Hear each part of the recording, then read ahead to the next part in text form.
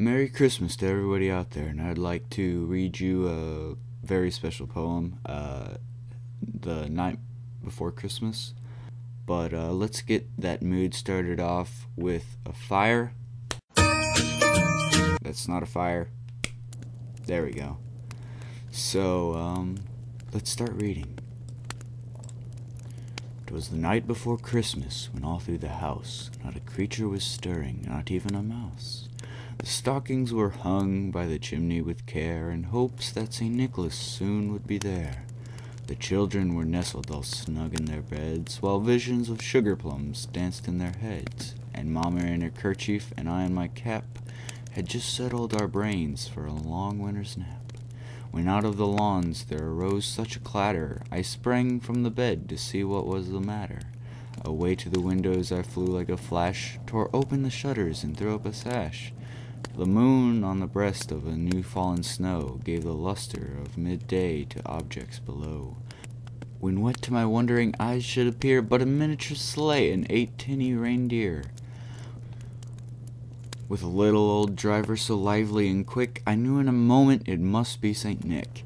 More rapid than eagles his coursers they came, and he whistled and shouted and called them by name. Now Dasher, now Dancer, now Prancer and Vixen, oh Comet, on Cupid, on Donner and Blitzen. To the top of the porch, to the top of the wall, now dash away, dash away, dash away all. As dry leaves that before the wild hurricane fly, when they meet with an obstacle, mount to the sky, so up to the housetop the coursers they flew, with the sleigh full of toys and St. Nicholas too. And then in a twinkling I heard on the roof the prancing and pawing of each little hoof.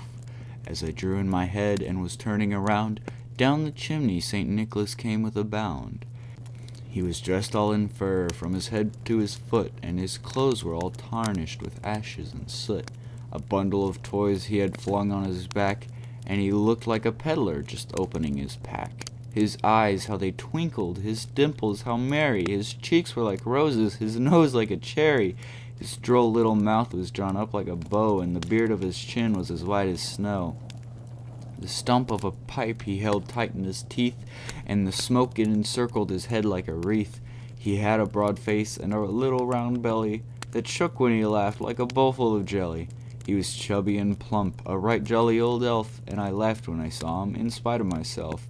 A wink of his eye and a twist of his head soon gave me to know I had nothing to dread. He spoke not a word, but went straight to work, and filled all the stockings, then turned with a jerk, and laying his finger aside of his nose, and giving a nod, up the chimney he rose. He sprang to his sleigh, to his team gave a whistle, and away they all flew like the down of a thistle. But I heard him exclaim ere he drove out of sight, "Happy Christmas to all, and to all a good night."